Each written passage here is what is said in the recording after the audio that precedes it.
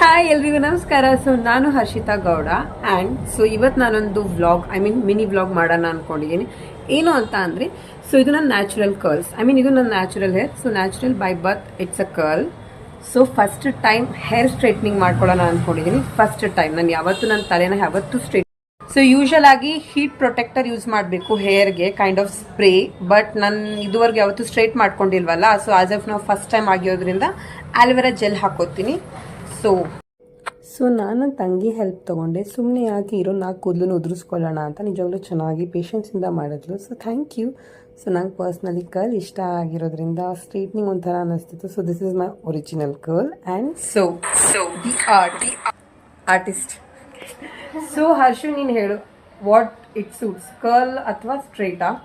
For me actually ನಿನಗೆ ಕರ್ಲೇ ತುಂಬ ಚೆನ್ನಾಗಿ ಸೂಟ್ ಆಗುತ್ತೆ. ಬಿಕಾಸ್ ಚಿಕ್ಕ ವಯಸ್ಸಿಂದ ನಾನು ಹಾಗೆ ನೋಡಿ